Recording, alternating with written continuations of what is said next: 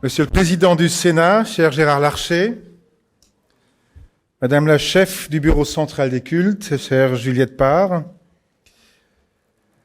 Monsieur le conseiller du ministre de l'Europe et des Affaires étrangères, cher Jean-Christophe Paucel, Messieurs les représentants des cultes, cher Éric de Moulin-Beaufort, cher Haïm Corsia, voilà. Si. Voilà. Bon. Cher Anthony Bousmar, cher Mohamed Moussaoui, Messieurs et Mesdames les représentants des membres de la Fédération protestante de France, Monsieur Antoine Durleman, président de la Fondation du protestantisme, Mesdames les vice-présidentes de la Fédération, Isabelle et Valérie, Monsieur le secrétaire général, Messieurs les anciens présidents de la Fédération, François et Jean-Arnold de Clermont, chers amis, j'ai le grand plaisir, l'immense plaisir de vous accueillir en la Maison du protestantisme pour cette cérémonie des vœux.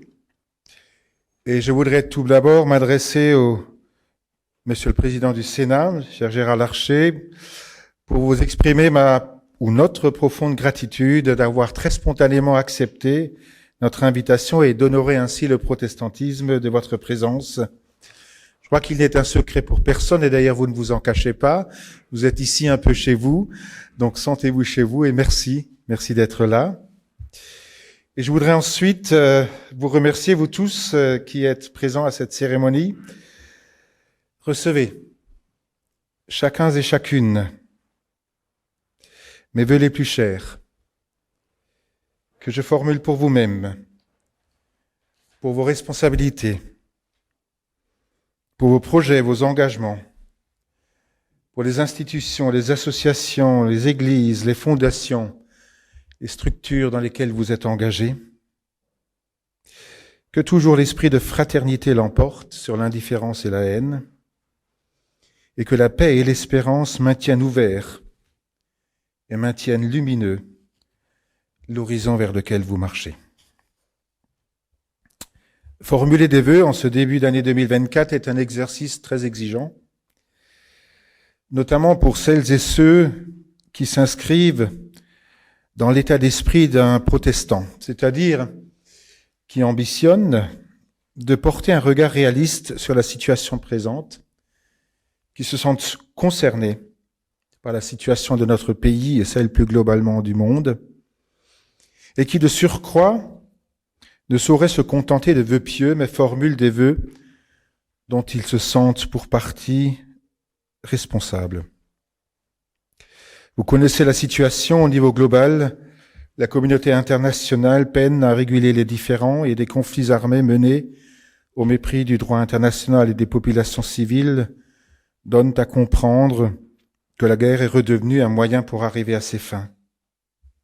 En France et dans bien des sociétés occidentales, nous faisons face à de multiples tensions sociales, économiques, politiques, des tensions qui amènent à des seuils de rupture, des tensions qui assombrissent non seulement notre horizon, mais aussi celui plus globalement de l'humanité tout entière.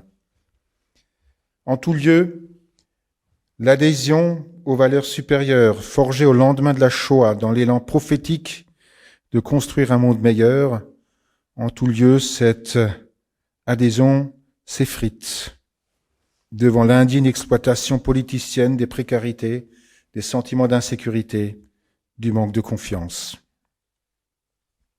C'est au regard de ce constat que la Fédération protestante de France a choisi pour nourrir la réflexion et la spiritualité non seulement des protestants, mais de tous nos concitoyens, un passage de la première épître aux Corinthiens que nous résumons par cette formule « Prenez soin les uns des autres ».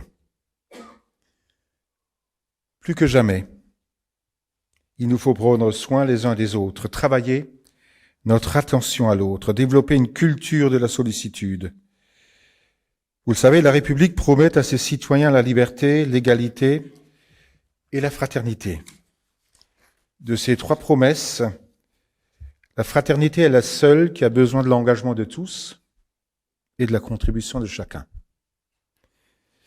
Par ailleurs, cette invitation à la sollicitude réciproque est l'expression du grand commandement de l'Évangile, tu aimeras ton Dieu et ton prochain comme toi-même. Ce commandement étant lui-même une expression synthétique de la Torah. Chaim est parti, je voulais le dire pour lui. Ah ben non, il est là. Une expression synthétique de la Torah, donc du code de sainteté du Lévitique et du schéma Israël du Deutéronome. Et ainsi, en quelque sorte, prendre soin les uns des autres constitue d'une certaine manière une exigence passerelle entre l'Évangile et la République, entre la tradition judéo-chrétienne et la France. Nous avons choisi ce verset parce que nous sommes animés par la ferme conviction que l'Écriture sainte, lorsqu'elle est étudiée avec sérieux, agit et transforme celui qui se met à son écoute. Avec ce choix, nous ne visons pas un réarmement de la fraternité, voilà, mais nous appelons de nos voeux un sursaut d'attention à l'autre, pour qu'on ait une culture de la sollicitude et que s'estompe l'ignorance, l'indifférence et la peur. J'ai souvent qualifié de crise de l'empathie la manière dont la guerre que mène Israël contre l'organisation terroriste du Hamas se répercute en France. Les postures des uns et des autres sont à ce point clivées que l'attention marquée à l'un est perçue par l'autre comme une ignorance, voire un mépris de sa propre situation. Chers amis, il nous faut collectivement prendre soin de nos sœurs et frères juifs. La résurgence d'un nombre insoutenable d'actes et de propos antisémites est indigne de la France. Nous ne pouvons nous résoudre au fait que des citoyens français vivent dans la peur de leur identité juive et recommandent à leurs enfants de ne porter aucun signe qui pourrait dévoiler leur identité. Et de même, je ne dis pas en même temps, ça pourrait être trop facile, et de même, nous ne pouvons nous résoudre à admettre la stigmatisation de nos frères et sœurs musulmans qui souscrivent avec loyauté aux principes de la République. Le modèle universel que prône la République française et qui, au nom de la laïcité, accueille chacun dans son identité, religieuse ou non, a aujourd'hui besoin d'une culture de la sollicitude pour abattre les murs de l'indifférence et conforter ce lien nécessaire pour faire société. Que donc ce verset passerelle résonne dans les cœurs et les esprits. Monsieur le Président du Sénat, vous n'êtes pas sans savoir que différents projets de loi à l'agenda politique, et cela depuis la loi séparatisme du 24 août 2021, mobilisent très fortement les cultes, pas seulement les protestants. Alors, s'agissant des réflexions en cours pour faire évoluer la législation française sur la fin de vie, la Fédération protestante s'est exprimée au moyen d'un rapport qu'elle a produit parallèlement aux travaux de la Convention citoyenne. J'en ai un à votre intention, là, que je vous remettrai tout à l'heure. Dans ce rapport, elle évoque les nombreux aspects anthropologiques, sociétaux, médicaux corrélés à ce sujet.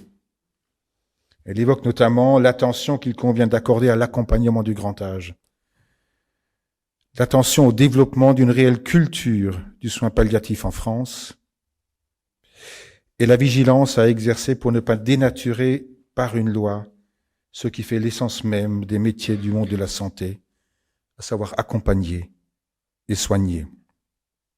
Alors nous avons pris connaissance l'autre jour quand nous nous sommes rencontrés.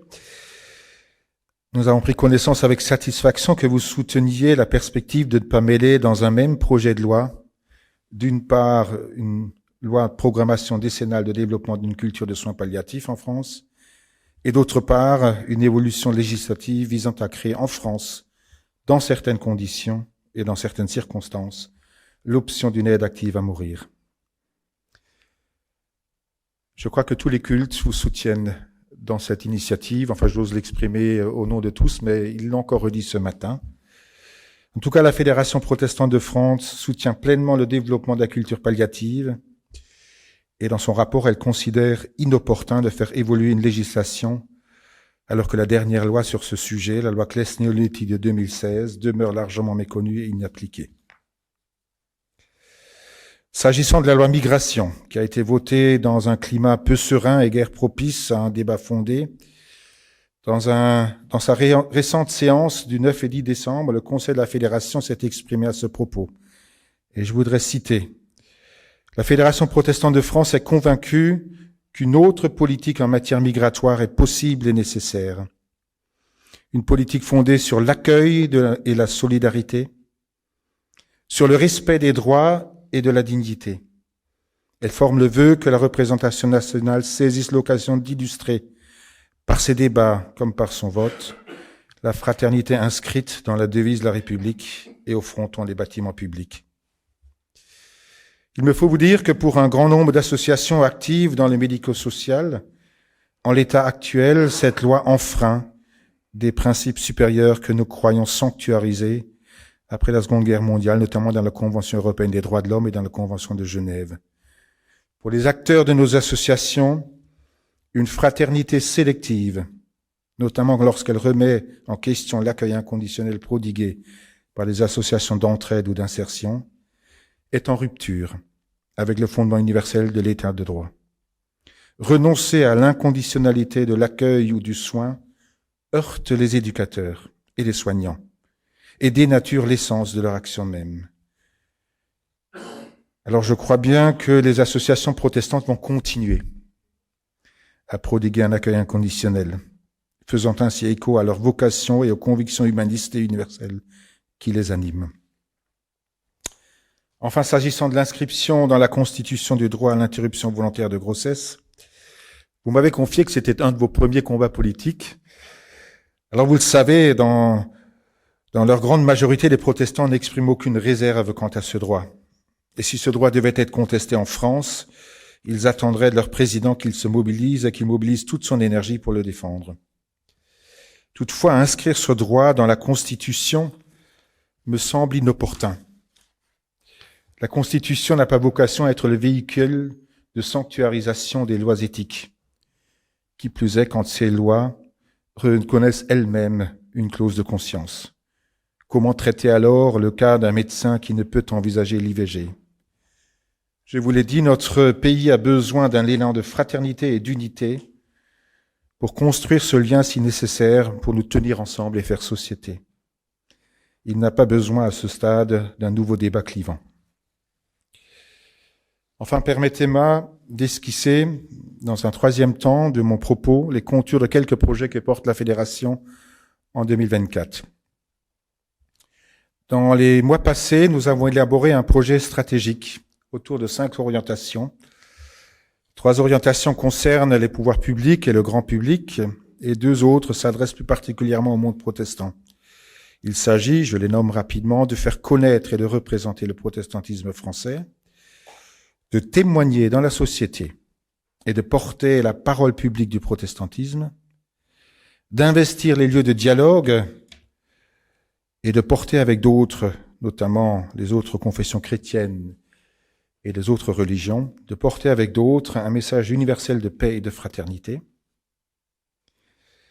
Enfin, dans un deuxième temps, il s'agit d'accueillir et de fédérer les expressions du protestantisme en France et de faire vivre et de développer le lien fédératif.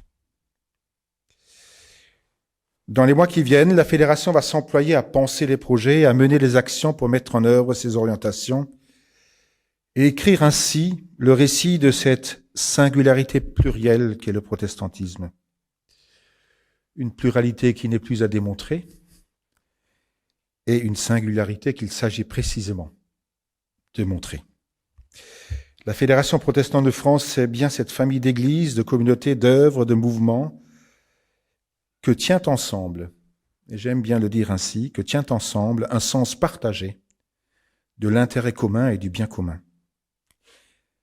Ces œuvres, ces églises se tiennent ensemble non seulement pour défendre leur propre intérêt, mais bien pour vivre leurs convictions et servir la République et ses citoyens.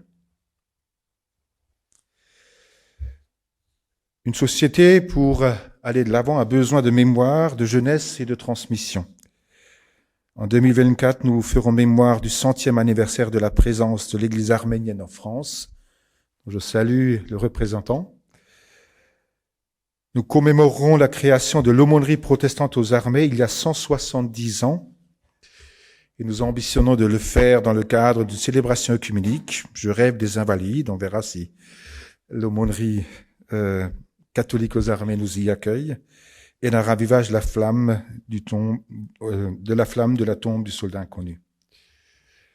Dans nos relations fraternelles, vous l'avez compris, avec le verset choisi auquel nous accordons le plus grand soin, nous poserons aussi un geste symbolique à l'occasion du 150e anniversaire de la naissance d'Edmond Flegg, fondateur avec Jules Isaac de l'amitié judéo-chrétienne. Je crois qu'avec toutes les cultes, nous participerons à la fête universelle du sport à l'occasion des Jeux olympiques et paralympiques, notamment avec une équipe d'aumôniers présents dans le village olympique. Et je salue Jean-Fred Berger, qui est le président de la commission des Jeux olympiques. Et nous serons de tout cœur à côté de nos frères catholiques pour la réouverture au culte et à la culture de la cathédrale Notre-Dame de Paris. Et nous participerons à l'accueil des journées de Sant'Egidio qui viennent en septembre en France pour leur rencontre annuelle. Enfin, à l'occasion des élections européennes, la Fédération prépare un plaidoyer commun avec le protestantisme allemand, comme pour rappeler les enjeux proprement européens de cette échéance élective, régulièrement détournée à des fins politiques intérieures. La France et l'Allemagne ont contribué de manière importante au récit du projet européen. Les protestants français et les protestants allemands vont se mobiliser pour que les débats préalables à ces élections soient à la hauteur des enjeux européens et non des politiques nationales. Enfin, permettez-moi de mentionner toutes celles et tous ceux qui sont actifs au sein de la Fédération, des commissions, des pôles, des groupes de travail. De nombreux projets ont vu le jour ou se concrétisent dans le cadre de notre projet stratégique et nous essaierons de les relever. Alors je mentionnerai simplement le plaidoyer écologie et justice climatique. Il vise à asseoir plus fortement, à conforter plus fortement la conscience de l'urgence climatique dans les milieux protestants.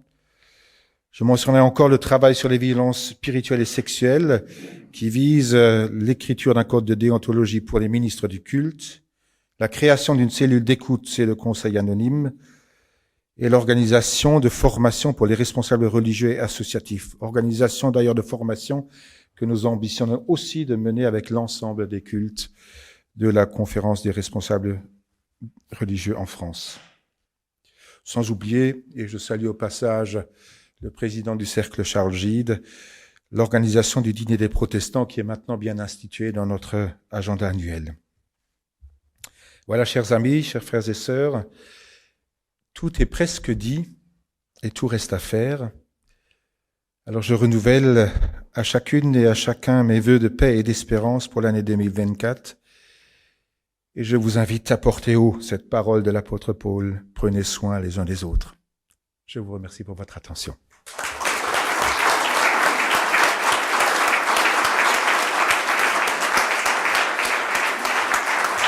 Monsieur le Président de la Fédération protestante de France, cher pasteur Christian Krieger, Madame la chef du bureau des cultes, Monsieur l'ambassadeur, Monsieur le Président de la Conférence des évêques de France, Monseigneur, Monsieur le grand rabbin, Monsieur le Président des mosquées de France, Monsieur le Président de l'Union des bouddhistes de France, Monsieur le secrétaire général de la Fédération protestante de France, Monsieur le Président de la Fondation du protestantisme, je voudrais saluer les représentants des autres cultes qui sont ici présents, nos amis arméniens et d'autres églises, mesdames et messieurs les pasteurs, et vous tous qui représentez les associations, mesdames et messieurs. Tout d'abord, vous remercier, Monsieur le Président, de vos propos chaleureux, mais qui sont aussi des interpellations. Le message de la Fédération protestante de France contribue à enrichir le débat public, et vous savez qu'il nourrit ma réflexion personnelle. Vous l'avez placé, vous l'avez dit,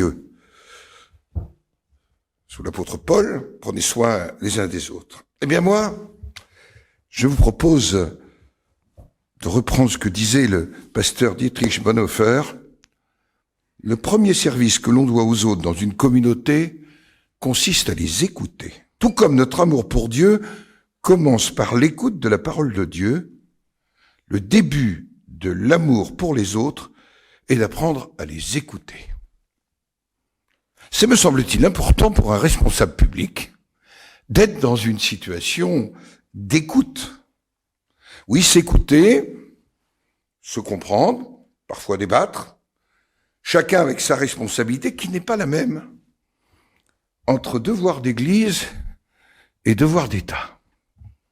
Et je dis devant deux anciens présidents de la fédération avec lesquels j'ai eu le bonheur d'échanger dans des situations parfois complexes. Et c'était, je vous l'ai dit, monseigneur, un jour, le cardinal 23, je venais d'être élu pour la première fois à la présidence du Sénat, qui m'avait dit, sur des sujets difficiles, moi j'ai un devoir d'église, et vous avez un devoir d'État. Je me propose donc d'aborder les sujets, même ceux qui font débat, Monsieur le Président. C'est vrai, cette année, comme vous, nous la souhaitons de tout cœur, d'espérance, de paix et de réconciliation. Et c'est sans doute le mot réconciliation, qui est peut-être le vœu qui voudrait être le plus crédible dans la réalité que nous vivons. L'année qui vient de s'achever aura été entachée dans trop de parties du monde par la guerre et la violence. L'Arménie doit faire face à l'appétit de conquête des puissances voisines. Ne l'oublions pas et soyons vigilants. L'Ukraine continue de lutter avec un courage qui force l'admiration contre l'agression russe. Les chrétiens dans le monde sont la cible de persécutions ou de violences de plus en plus nombreuses. Évoquer des chiffres derrière tant de vies détruites, de départs forcés, de mauvais traitements subis peut paraître inapproprié. Et pourtant, les chiffres sont là. 1 chrétien sur 7, selon des données toutes récentes, sont persécutés. À des niveaux différents, mais ils sont persécutés. 5 millions de plus, si on s'en tient aux statistiques, que l'année précédente. Et 1 chrétien persécuté sur 5 vit en Afrique. La violence antichrétienne est en fait l'un des baromètres de la violence dans le monde. Et plus les tensions croissent, plus les chrétiens souffrent. Je me suis rendu en décembre avec les présidents de tous les groupes politiques du Sénat. C'était juste avant Noël, en Israël et dans les territoires palestiniens, pour aborder les sujets difficiles, douloureux, voire très douloureux, qui nous bouleversent, et porter une parole qui puisse être partagée. J'ai rencontré le patriarche latin et des représentants de la plupart des communautés chrétiennes à Jérusalem, à la maison d'Abraham.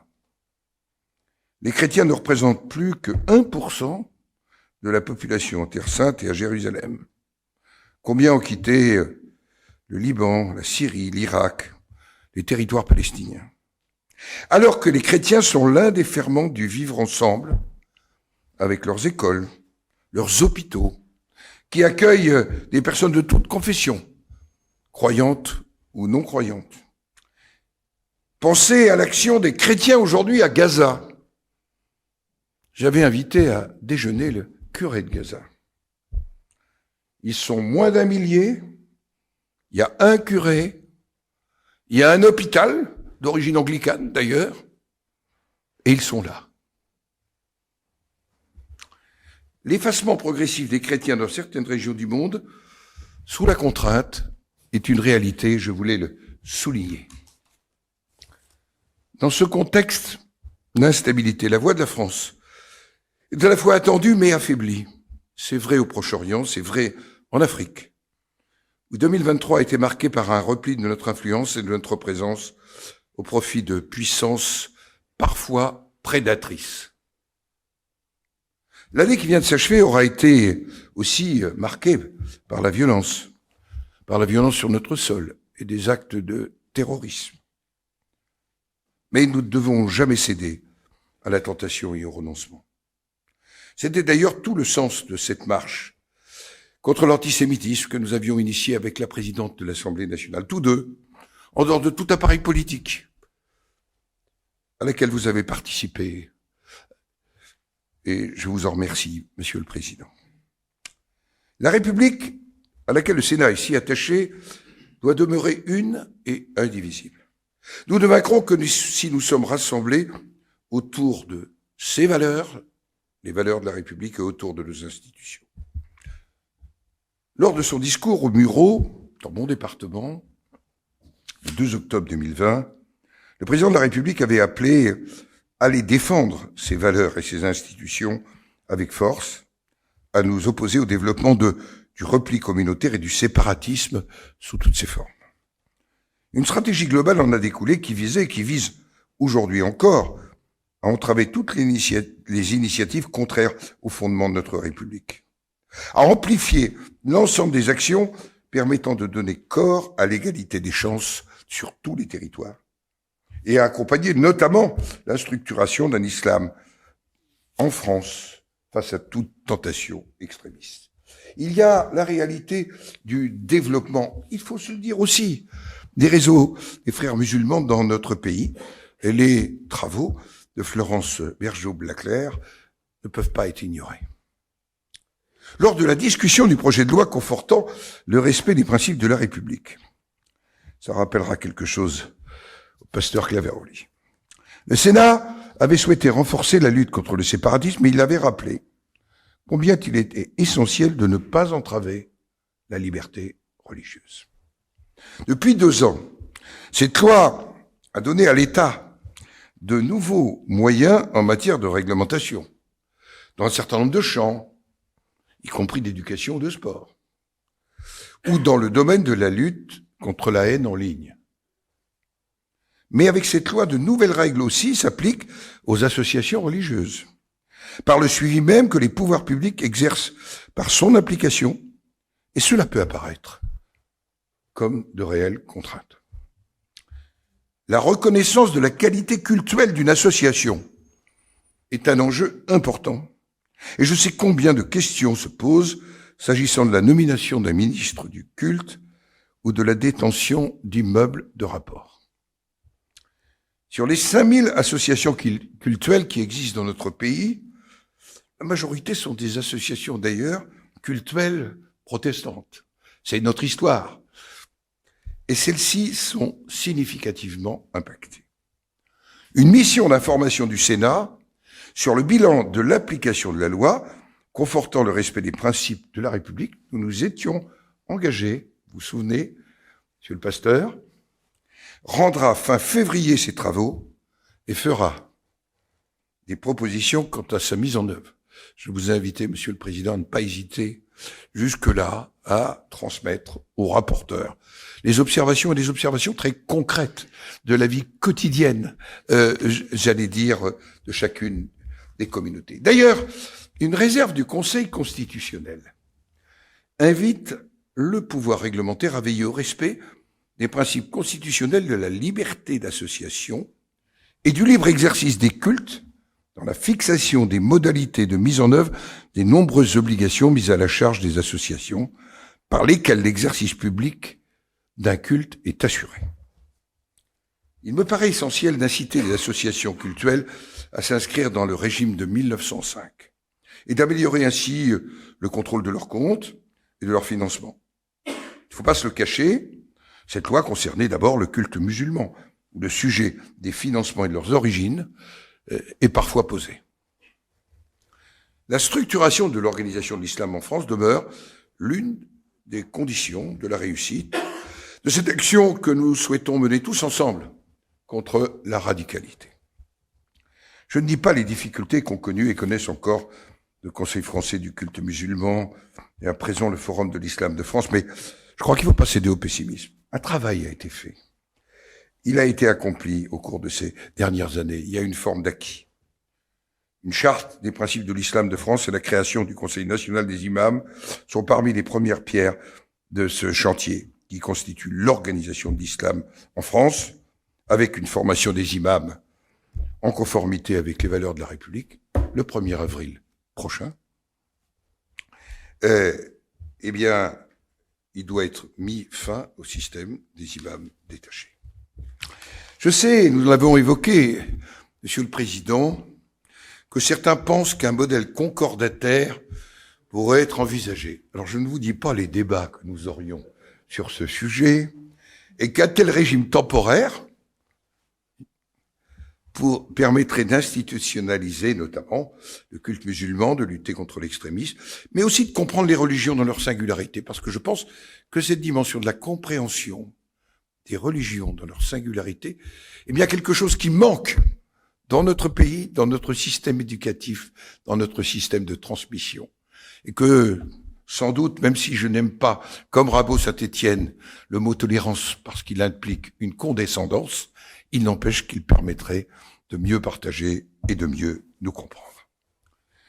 Mais aussi, je pense qu'il faut permettre à l'État de prendre en compte la situation institutionnelle et les besoins propres de chaque culte à travers le recours au droit conventionnel. Je pense que le droit conventionnel doit nous permettre de progresser. Il est vrai que chaque culte rencontre ses propres difficultés. Monseigneur, le patrimoine historique religieux catholique en France, et pour l'Église catholique, mais aussi pour les élus, vous le savez, et pour l'État. Mais pour les élus, j'allais dire une préoccupation que nous partageons.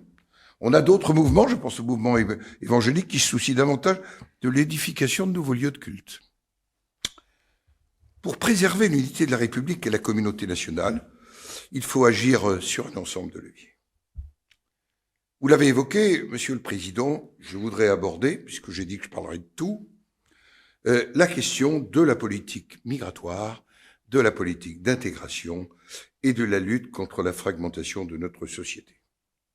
Je ne reviens pas sur la pression migratoire à laquelle sont soumis les pays de l'Union européenne et notre pays, et sur la difficulté des pouvoirs publics à réagir face à cette intensification des flux qui est une réalité concrète confirmée par l'objectivité des chiffres.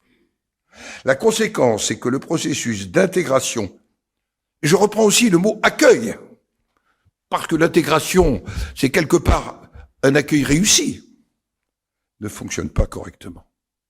Même s'il choque parfois, Marcel Gauchet me disait il y a peu, on ne sait pas scolariser une partie des populations issues de l'immigration. La chaîne de l'asile est au bord de l'implosion. On estime que le nombre de demandes d'asile devrait cette année s'élever à 160 000.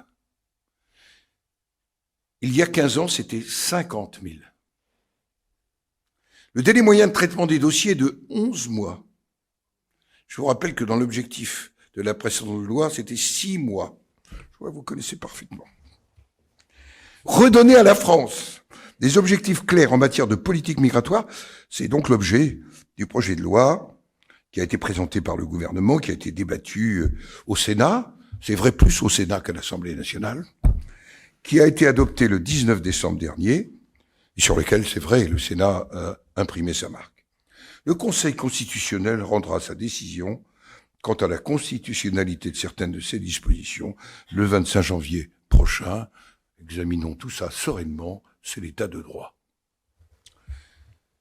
Notre politique migratoire doit être fondée, me semble-t-il, sur plusieurs objectifs. Le premier, de maîtriser les voies d'accès au séjour et de lutter contre l'immigration irrégulière. Le deuxième est très important, de renforcer notre politique d'intégration, une intégration de qualité grâce au renforcement des moyens d'apprentissage de la langue, de la connaissance de notre culture, de notre histoire et des valeurs de la République. Nous devons nous donner les moyens d'y parvenir. Il faut aussi faciliter, une fois les décisions prises par la justice ou l'administration, l'éloignement de ceux qui ne respectent pas nos lois et nos valeurs, point essentiel qui s'inscrit dans la continuité de la loi confortant les principes de la République. Il faut donc perfectionner aussi la réforme du contentieux. On a évolué vers 3 procédures par rapport à la forêt de procédures précédentes. La régularisation dans les métiers en tension, qui demeure possible dans la loi, doit répondre à des règles. Au fond, il faut que l'immigration soit choisie et donc que l'État fasse ses choix et les affirme clairement.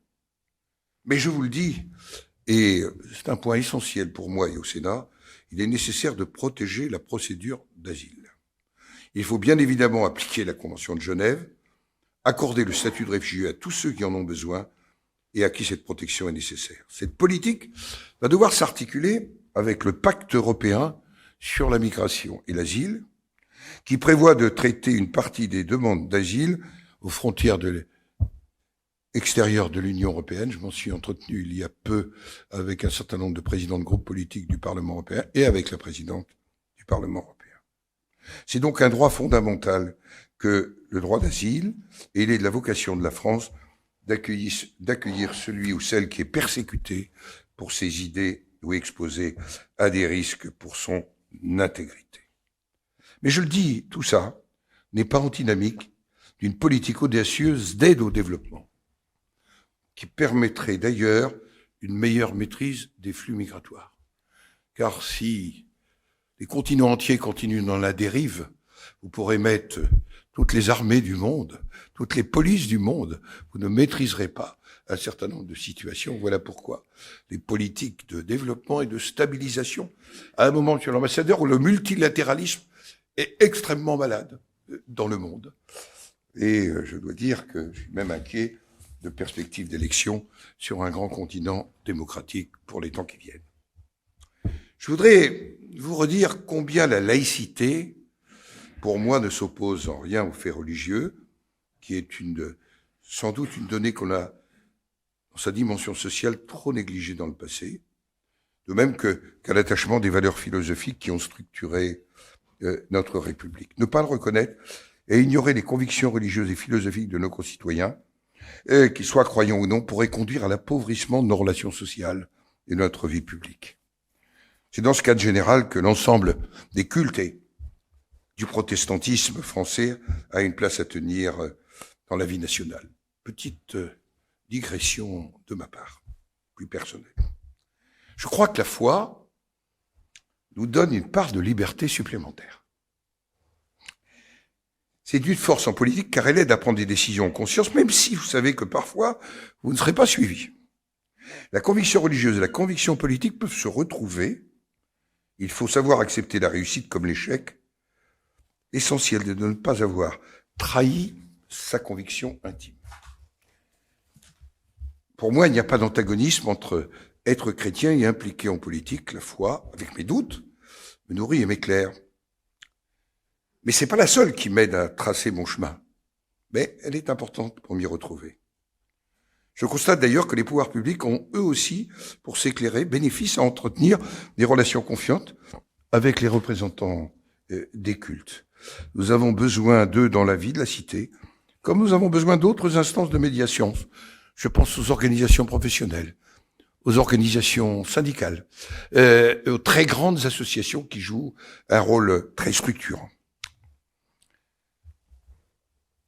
Comme j'ai pu échanger il y a peu avec vous, Monsieur le Président, je m'en entretiendrai bientôt avec les autres représentants des cultes dans les semaines qui viennent.